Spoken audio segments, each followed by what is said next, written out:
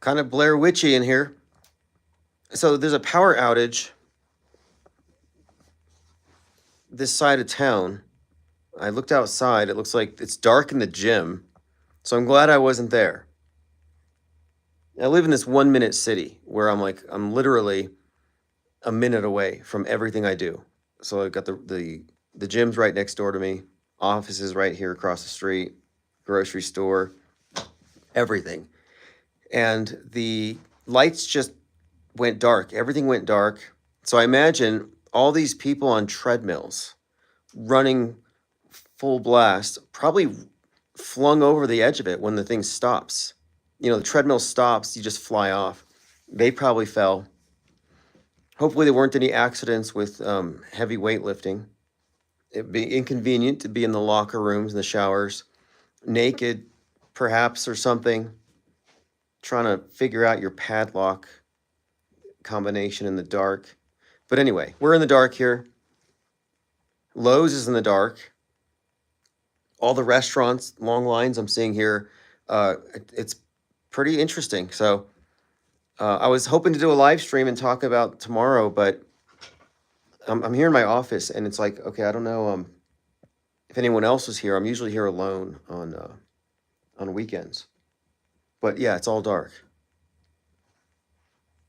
I haven't checked the news. I don't know if somebody hit a power line or a pole something, or is anybody else experiencing this? Has there been some general EMP that I've missed? Did Santa Fe get nuked? What's up, Pete Trippa, Kevin Mooring? I sent out every copy that was ordered today of the IPS Insider. A second batch is going out Monday. There's a group of people who ordered originally that those were held back. And issue 2 is going to come out in a week, assuming the power turns back on, like assuming this isn't the beginning of the end. Like, is this how it ends? Is this the start of it?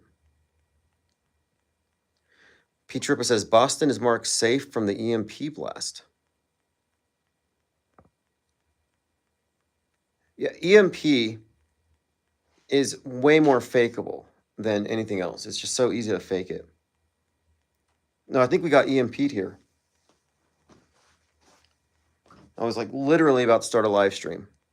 Kevin Mooring, lights on here. Yeah, I'm curious as to what happened to the people on the treadmill. Because I know if I was on the treadmill and it stopped, I think I would go over the front of it. And then the treadmills I'm talking about are on a higher level than the rest of the gym. I'm wondering too if the electric key is going to work. Am I trapped in here?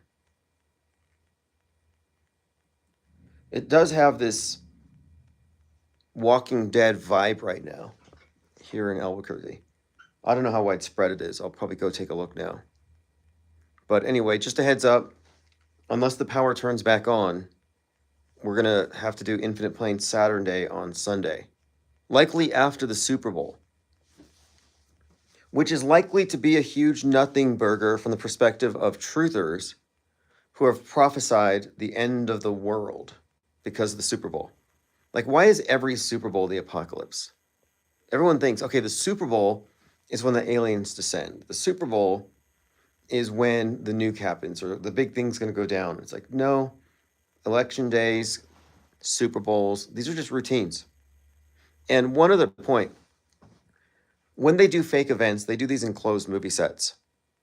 Yeah, Trump's going to be at the Super Bowl. That's what has people looking at it. He's going to give a speech before. He's going to be there, which has some connections. Tom Clancy, Sum of All Fears, Batman, Dark Knight Rising. So there is a reason why people are looking at it as unique from previous events. President number 47, the 47th Super Bowl was the blackout bowl where it went dark for 33 minutes. So I can understand why people have expectations, but what I'm saying is that if you're expecting anything more than a nothing burger, you're likely to be disappointed. The nuclear football. But there's a lot there in the subtext, as there was last year with the whole thing, Taylor Swift. And again, there is something to it.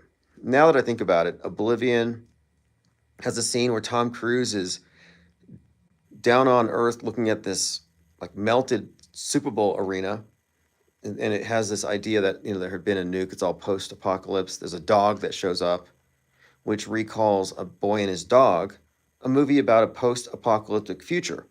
And A Boy and His Dog was referenced in Fallout Season 1 in a movie poster. And I looked into it. That movie took place in 2024. What's up, Buzz Dean from Santa Cruz? We're just here in the office, but I was just pointing out here, my 1 minute city got EMP'd. Lowe's, the gym, the grocery store, the bar, the tavern I was just talking about with some friends, the tavern where one of the bartenders murdered somebody. I walked by when it happened. Maybe some of you remember. I was starting a live stream at 9 p.m. and I was across the street right before grabbing like an energy drink, and some guy runs out of the tavern into the grocery store, calling for paramedics or EMTs, and I didn't know what was going on. But what happened is someone had got into not a fight really, but a heated debate over who owned the pool table, and the person who claimed the table pulled out a gun and shot somebody in the chest. What's up, Northern Girl? Yeah, we're live, but we're in the dark. My 1 minute city got EMP'd. The restaurant there, so I have a friend who works there, they texted me about it, and they said, no, we're shutting down at 8 o'clock. But tomorrow we'll do Infinite Plane Saturn Day after the Super Bowl, more than likely. I was actually supposed to record a podcast. I had a lot of things on my agenda here. I was going to work on some artwork, and I was going to actually reorganize the office. I could probably still do it off my phone torch, but anyway, we were talking about the Super Bowl, and so one of the things I'd mentioned was Kendrick Lamar and the owl thing. So Kendrick Lamar put an owl in his video called Not Like Us. Not Like Us is his new track, which he's going to be performing at the Super Bowl halftime show. And the video features an owl where Kendrick Lamar is paying homage to some kind of an owl in a cage. It focuses on the owl. And someone had pointed out to me that this is because the song disses Drake, and Drake's logo for his company OVO is an owl. So there's all this owl stuff. But I had connected it to, Song of the Year at the Grammys. Okay, so it's a big deal. But I had connected it to the Super Bowl halftime show, the Superb Owl, which could be a reference to Bohemian Grove. I don't know. But we've been saying Superb Owl for some time. So I was like, okay, there's an owl, Superb Owl. What's with all this owl stuff? Apparently there's some NPR thing about owls right now. But there's no coincidences. And then in addition to this, just examining as an alien anthropologist the various rituals and ceremonies of the human species, you look at the Super Bowl halftime shows, and these are religious ceremonies. These are religious rites. These are literally that. This is actually a form of religion. These have some pagan elements to them that are undeniable and consistent. It is internally consistent with its symbolism, as I've been pointing out, Super Bowl after Super Bowl. And there are storylines, there are subtexts that are there. Like last year, Brock Purdy was compared to Lee Harvey Oswald. How does that make any sense? Why was that the focal point for that day, for that quarterback? Why were they comparing him to Lee Harvey Oswald? Well, it sounds out of place, but when you put it into the bigger context and look at Super Bowl 57, where The Weeknd comes out with the whole head wound thing, there's a story that begins to emerge. And speaking of which, The Weeknd just released a new album, and I have to listen to it. I'm pretty sure it's apocalyptic. It's about the end. It's very doomy in that sense. Like, is it the end of his stint as this particular character? I don't know. But the number one song in 2020 was Blinding Lights. And before the lockdowns, he released this video where he plays a Joker-esque character in Vegas, and everything is locked down. So there's something here with the Kendrick Lamar connection to the Black Christ archetype. So if you look back at Super Bowl, was it 57 with Rihanna? And then 58, you had Usher. Well, Usher came, okay, so Rihanna comes out in red, and you have the white dancers. So the red and white is highly symbolic. Goddess symbolism, red. And so this is all connected to the same ceremony you saw the following year with Usher in white, Alicia Keys in red. And Usher additionally had a phoenix on his shirt. And the phoenix is another Christ symbol. So we've been looking at the symbolism of the Super Bowl after Super Bowl ceremony after ceremony. And there are some significant subtexts. And again, Super Bowl 47 Blackout Bowl has a lot of relevance to right now. Yeah, I saw Drake's label has an owl logo. He's the subject of this big diss. Trump's going to be there. A lot of the nonners, a lot of the QAnoners are a buzz about this because they believe this is some revelation about the deep state and child trafficking, which is obviously not true. I mean, if anybody should be fed up with nothing burgers, it's the Q crew. You know, they subsist on a diet of what? Hopium? Breadcrumbs? That's got to get old. None of it's ever going to come true. And they're so deceived. In fact, if you're a QAnoner, you're deceived. If you think Trump is on your side, you are deceived. Trump is the deep state. What's up? Kat Costanza says OVO Drake's brand is designed to look like an owl, eyes, and beak. So OVO does look like an owl's face, and then he wears an owl image. Here is your wrench. Is there significance to Drake's name, the dragon thing? I don't know. But remember back 4/19, 2024, you have Maxwell Ozrello setting himself on fire outside of the courthouse where Trump was. So at the time, we had remarked on the significance of this because the Maxwell came from St. Augustine, which was burned by Sir Francis Drake. And at the time that he was burning, you had this stock exchange in Copenhagen, like their oldest stock exchange. And it had this big spire, which they call the Dragon's Tail. And it had burned. It had been burning. So you have this burning stock exchange, Dragon's Tail. Happens, and when you look at the coverage, it's incredible, but it just happens to overlap with the story of this burning man on 4/19, which happens to be the anniversary of the day. Looks like the lights are turning back on. The anniversary of the day that... Yep, they're back on. Dave Koresh was incinerated. Okay, power's back on. I guess the EMP has been solved. Praise the white hats and Trump. We'll have to wait for everything to turn back on. So, okay, good. Well, I'll be back. I have to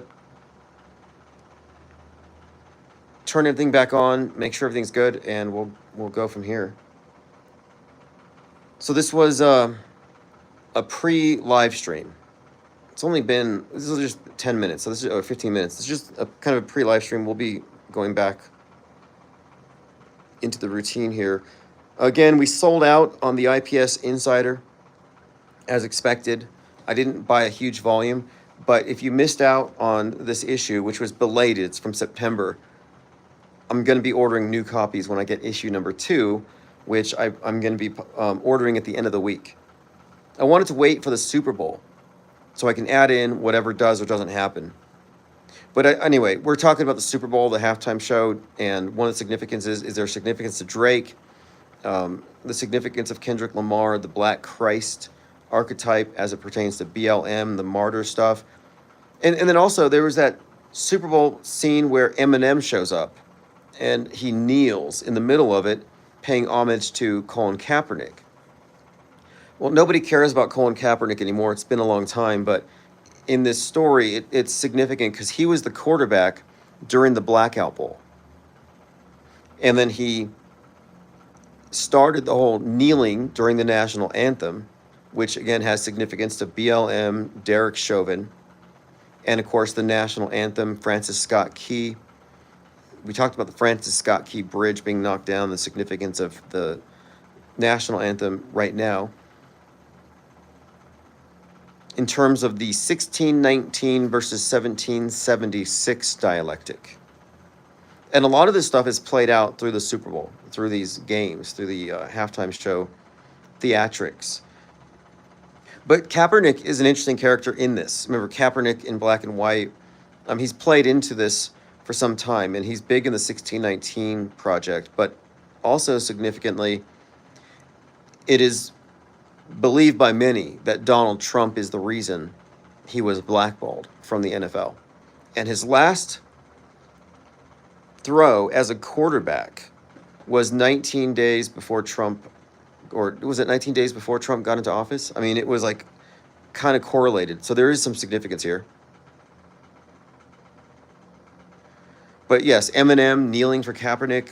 And Kaepernick at that time was almost kind of irrelevant. Like, what was the big deal there?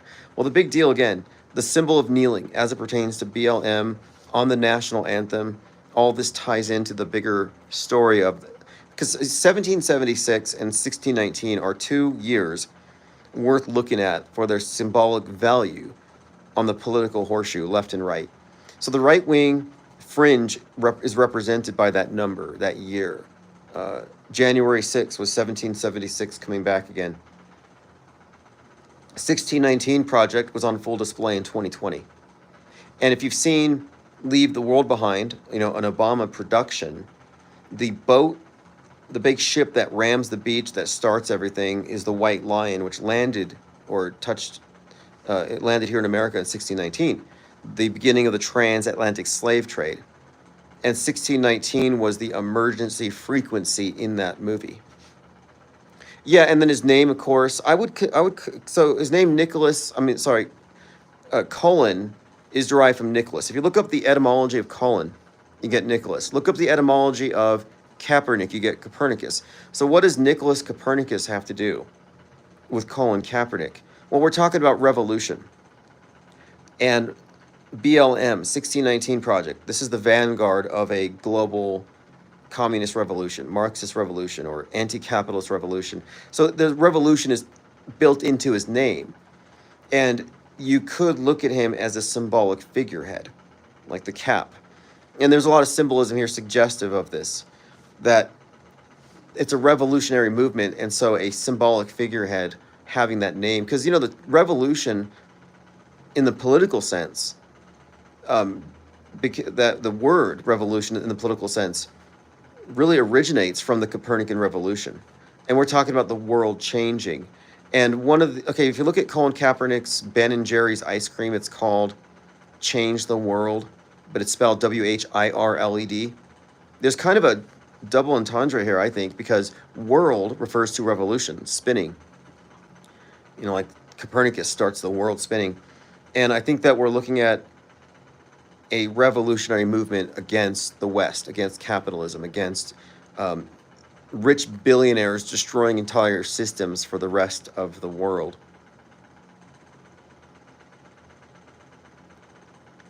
Plain decoded, can't see anything. Yeah, we had a blackout. My 1 minute city got blacked out, so we've been in the dark for like the last hour here. It just turned back on. If you can't see anything, it's because the lights are off. It's also a mess. I don't want to turn the lights on just yet. I'm in the process of reorganizing.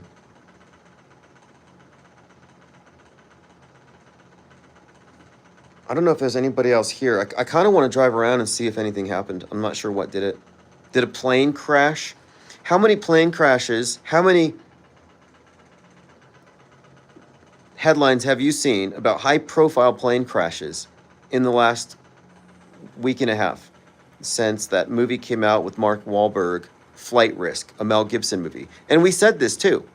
I said, I'm going to go watch this Mel Gibson movie that comes out the day before the Challenger explosion because it's going to precipitate the following week of aerial immolations. And what have we had since? Aerial immolations for Kobe week. Kobe Bryant's aerial immolation. The Philadelphia Eagles referencing a helicopter in that ominous weird tweet. I mean, we predict these things with regularity. And when I saw Flight Risk I just assumed, okay, don't fly. Don't go to Los Angeles. I could have told you in December, don't go to LA. It's going to get nuked. And you could have laughed. And you're like, well, it didn't get nuked, because nukes are fake, but it got as nuked as it could possibly be as far as controlled demolition and however they performed it.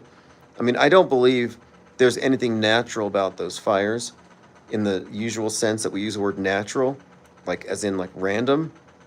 But I don't think they're unnatural in the sense of it being climate change or direct energy weapons. I think it's more of a mix. I think it's theater, destructive theater. Oh yeah, the Carry On movie, Kevin Mooring. I didn't see that one. I should have watched it. So between Carry On and Flight Risk, it was known that this was not the week to fly. A couple weeks.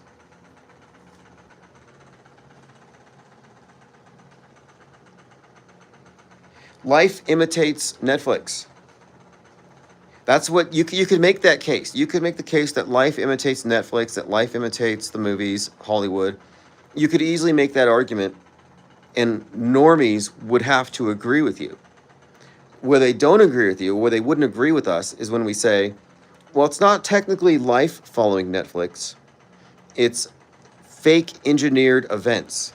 Staged events follow the entertainment media that mirrors it or precedes it and predicts it. And it happens with such regularity that we've cracked it. We have really made some, I think, progress as a think tank here. We're not stuck in Trutherville where they're so bewildered. Like, oh, we can't figure out why all these events seem to be predicted by the entertainment. Must be the devil. Must be the dark forces. All these, remember Revelation of the Method? I mean, we should be looking back at that and laughing. Revelation of the Method is what InfoWars put out. This is why white noise predicted the train wreck in Palestine, Ohio. Because the dark occultists were going to sabotage a train. But so they don't get bad karma, they have to tell you in advance in a movie so you consent to it. It's like, that's ridiculous. It's laughable. But that was the go-to explanation for, I don't know, since I guess since 9/11, they really popularized this idea. But we've effectively debunked it, and I'm happy to say so. And looking back at it, it's laughably inadequate. It doesn't explain anything. But our, quote, model does explain quite a bit, has predictive capabilities. And the total immersion into government co-opted entertainment is the big conspiracy. Forget all the other conspiracies. They're all stupid and fake. 5G towers, chemtrails, like who cares? That stuff's all fake. And then you have all the fake stuff that the alt media puts out there, fake things you're supposed to care about, like the price of eggs and stuff. It's like, why don't we address the real conspiracy, the only one that we can verify to be a conspiracy, which is global government has co-opted everything. Government, academia, media, entertainment, and religion. And it happened long before any of us were born. That there is a one world government. For all we know, I mean, I don't think it would be a stretch to say that this structure, Babylon, this one world system, I wouldn't think it's a stretch to say that it was built in 1776. That it's that old, or maybe even older. The consolidation of worldview is what I'm talking about. And religions have been a huge part of this. Religion is used to put people into a worldview, a closed informational system. And it's all done for the purposes of top-down control. And mass media has supplanted that. I was talking to some people today about cults and how I think a lot of spiritual traditions or spiritual teachers, they get bad reputations because of what cults do.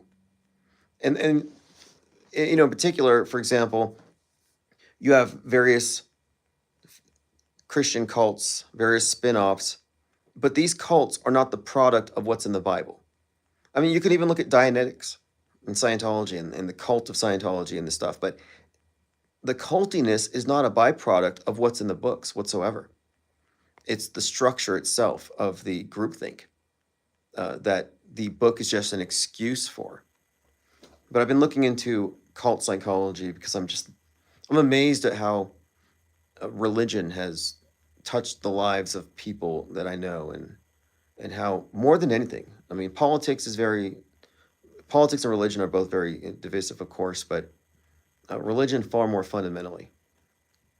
I mean, it's the group think where the group exists as the primary, and the individual is an expendable part of the group. They're not the primary unit of value. And when that's how you are, when you're in that cult, then other individuals who aren't in your cult are worthless. They're easy to dismiss. And our world is basically a huge cult with cults within. And by cults, oh, I mean, these are kind of generalizations, but by cult, I mean groupthink. I mean prepackaged worldviews, parameters, Truman shows. We all have our own little Truman shows. And there's nothing wrong with having a Truman show. There's nothing wrong with having a model. You should have a working model. However, it needs to adapt to new information. Science ceases to be science when it excludes information that contradicts its theory. Theories are the best, or meant to be the best possible explanation at that time, but they're not meant to be set in stone. Otherwise, it's no longer an open system, but a closed system. And so cults are closed systems of information. Religious paradigms either change with the times, or they become antiquated, archaic, and useless. They cease to have followings. Modern religions don't look like they did when they were founded, but they adapt. But if you don't adapt, yeah, you're stuck in the past. And so people who still believe in second shooters, like, oh, when Trump was shot at, there was a second shooter on the water tower. It's like, as far as your processing of news, you're stuck in the 1990s. Like, barely past that. If you're still looking at eerie coincidences between drills and real events, as or between movies and real and events in the news, if you're looking at these things as the byproducts of dark occultists telling us what they're going to do to us, you're 20 years behind. They're not telling us what they're going to do. These are false explanations. There are so many misdirecting narratives that are put there to keep people from arriving at the right conclusions. I might want to watch that movie Truman Show again. Maybe I'll pick up more, because I think that movie really does explain quite a bit about the nature of worldview formation and how you're born into a system of lies. And if you look at that as a microcosm, it all makes sense.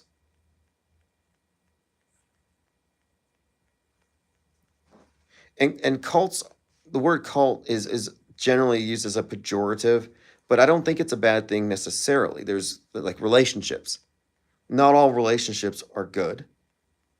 Not all of them, but um, not all cults are bad. These are just relationships. There are bad and toxic cults, and there are good, productive cults. It just depends. It's almost like, what is the definition of a cult? The church down the street from yours. So what I point out here on this channel is how the mainstream box is essentially the world's the establishment's cult, the one we're all supposed to be a part of. It is a one world religion. You are part of and in the one world religion. You're in their paradigm if you accept the every premise that they set for you. And they give you the big picture, and then you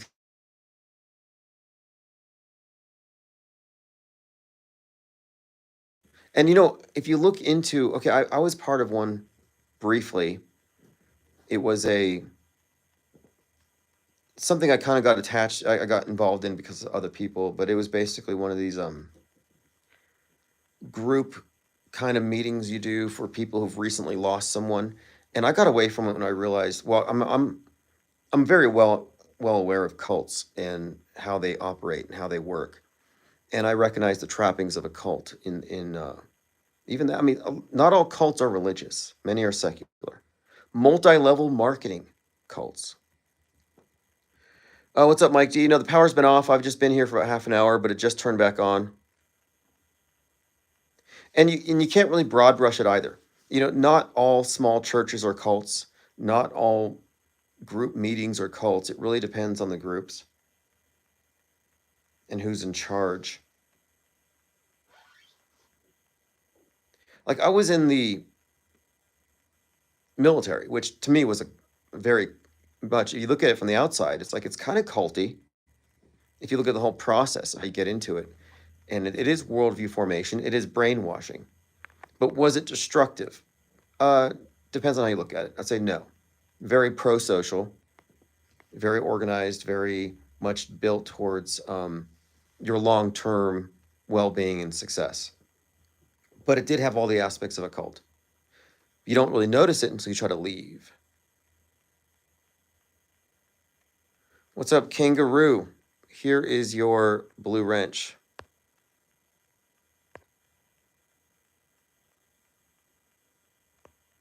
Oh, you ordered the okay, great, Virchun. So those of you who don't know, I've put the Insider available on eBay for international orders because eBay has domestic hubs. So from now on, I'm going to be saving a lot of money on shipping because I'll be shipping it to the domestic hub and then they're going to go overseas. So it is available internationally. And if you're a contributor, so for example, I'm working on or issue number 2. If you are a contributor, a writer, I will just send you a copy. So you have a copy of, like if you're interviewed, if you have a podcast, you do an interview with me, or if you write an article, I'm going to be sending copies. Yeah, my 1 minute city got blacked out. I think I have to go pick somebody up, so I have to go. So we'll be back.